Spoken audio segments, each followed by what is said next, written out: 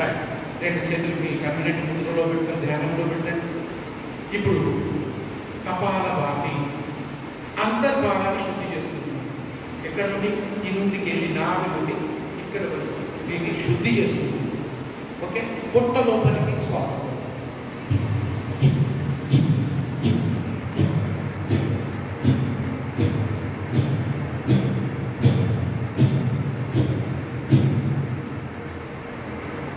చేసుకోండి.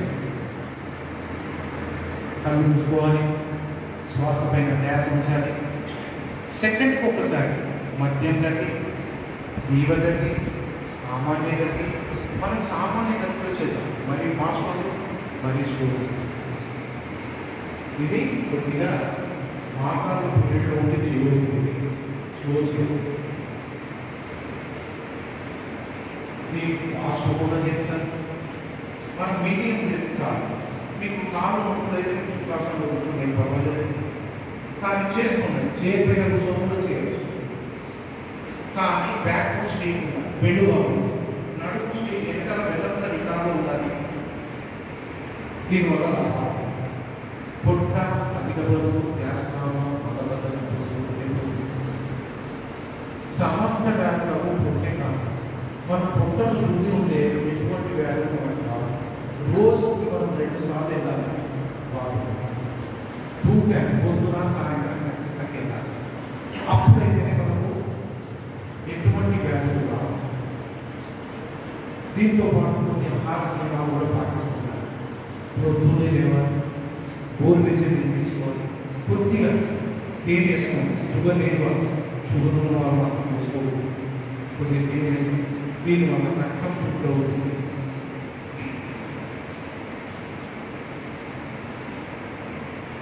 దాంతో పాటు ప్రతిరోజు 1 గంట స్నానం చేయాలి. మీది ఏదైతే వాకింగ్ చేయండి, యోగా చేయండి, ఏదో కానీ 3 నుండి 6 గంటల లోపు లేవాలి. ఇది బ్రహ్మముహూర్తంగా చేసే సమయం. 3 నుండి 6 లోపు లేవాలి. చాలా రిలాక్స్. కళ్ళు మూసుకొని ఉండండి. కళ్ళు ఎవరు తెరవకుండాలి. చేసిన ఇక్కడ ఒకసారి చూడండి. ఎడమ చేయి ధ్యానంలో పెట్టాడు. కుడి చేయి కుడి బొట్టన వెళ్తూ బాగా వినండి. కొత్త వాళ్ళు ఎవరైనా కన్ఫ్యూజ్లో ఉంటే చేయబట్టి నేను మళ్ళీ లేదు అంటే కూడా చూపిస్తాను. కుడి ముగ్గురు మూసేసి, కుడి ముగ్గురు బుట్టతో మూసేసి ఎడమ నుండి తీసుకోండి లోపలికి. తీసుకున్న తర్వాత మధ్యాహ్నం వెళ్తూ ఎడమ ముగ్గురు మూసేసి కుడి నుండి వదలండి. మళ్ళీ ఎందులోకి అయితే వదిలేస్తారో బాగా వినండి.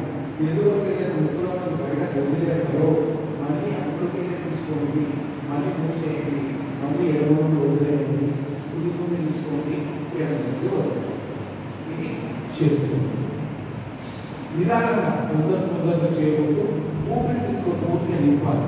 ఇది శక్తి క్రియ. ఈ శరీరంలో పూర్తి మనకు పూర్తి యాక్టివ్గా ఉంటుంది. మెల్లిగా తీసుకోవాలి, ఫాస్ట్గా తీసుకోకూడదు. 3 సెకండ్ల పాటు, 4 సెకండ్ల పాటు, 2 సెకండ్ల పాటు తొందరగా చేయకూడదు. కుడి చేయి లాగినట్టే ఎడమ చేయి కూడా చేయవచ్చు. మీకు ఇవ్వకైతే చేయి మార్చుకోవచ్చు.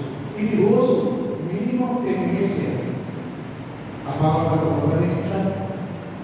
ఎక్స్పెండ్ కావాలి అంటే చాపలో తీసుకున్నట్టుగా ఎక్స్పెండ్ కావాలి.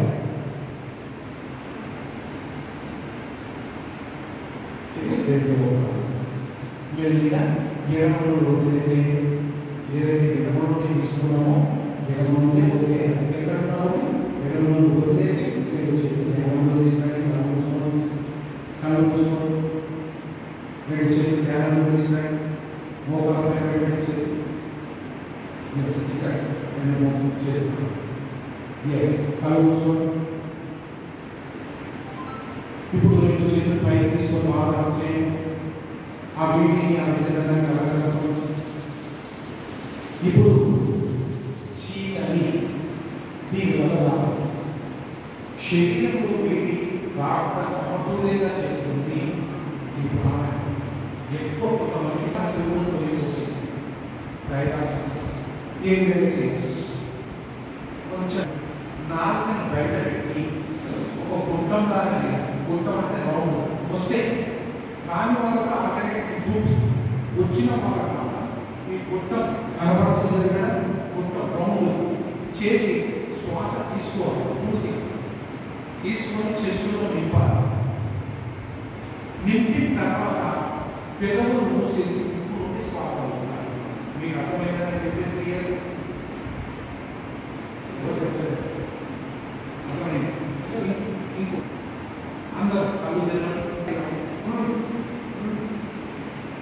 నేర్చుకోండి. మీకు రాలేదనుకో సారీ దాని వల్ల ఏది అంటే నేర్చుకొని శ్వాస